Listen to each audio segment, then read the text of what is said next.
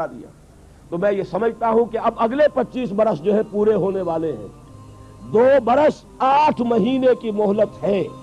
اگلا 25 برس کے بعد کون سا عذاب ہم پر آئے گا میں نہیں کہہ سکتا.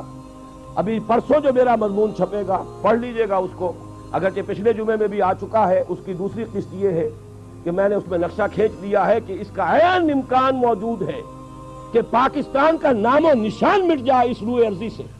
اس صدی میں آپ کو معلوم ہے سوویت یونین کا نام و نشان نقشے سے ختم ہو چکا. یہ تو چونکہ ابھی ریسنٹ بات ہے، سب کو یاد ہے.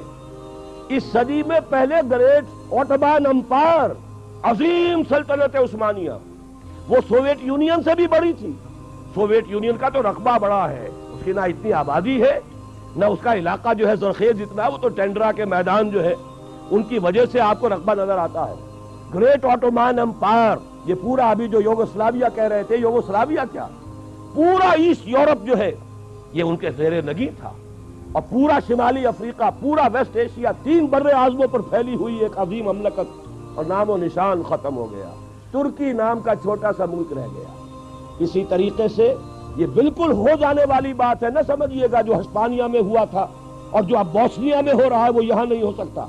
اس لیے کہ بھارت کے ہندو کا یہ ڈکلیئرڈ آبجیکٹو ہے کہ اس زمین کو پاک کرنا ہے. یہ نجس ہے، یہ ملچ ہے مسلمان، اور ان کو یہاں سے ختم کر کے دم لینا ہے.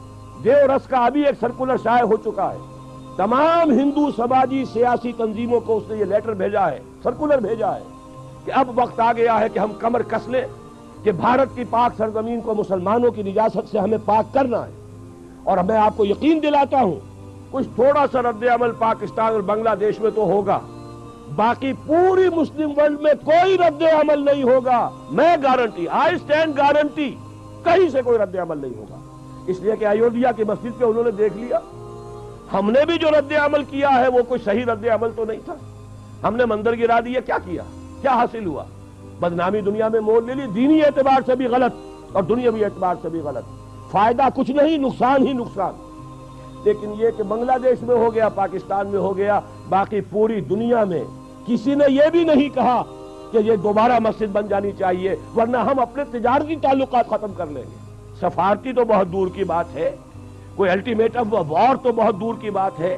تجارتی تعلقات ختم کرنے کی بھی کسی ایک مسلمان ملک میں دھمکی نہیں.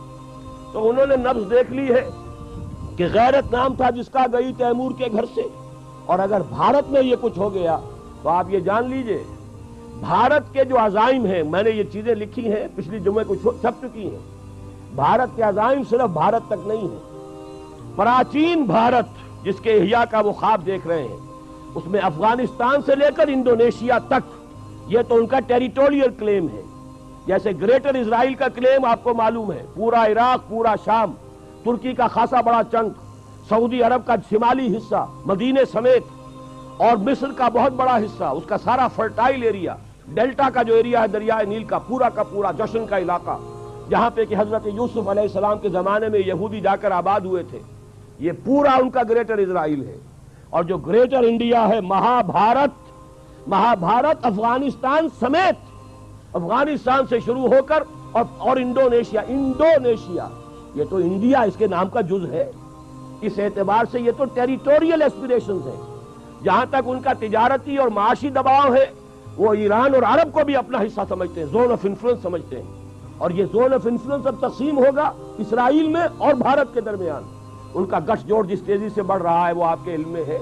اور جس طریقے سے اسرائیل کا ابھی بیان آ گیا وزیر اعظم کا اسحاق رابین کا کہ یہ جو ہے کشمیر کا جہاد بھی ہو سکتا ہے کامیاب ہو جائے. وقت پر اب اپنی ہمت جو ہے اس کو پورے طریقے سے کمر ہمت کس لو، اور مسلم فنڈامنٹلزم کو ختم کرنے کے لیے ہم سب کو جو ہے we should join hands to finish up with this Muslim fundamentalism. یہ سب کچھ ہو رہا ہے، یہ حالات ہیں. تو میں آپ سے عرض کر دینا چاہتا ہوں ان حالات میں کوئی تبدیلی نہیں آ سکتی.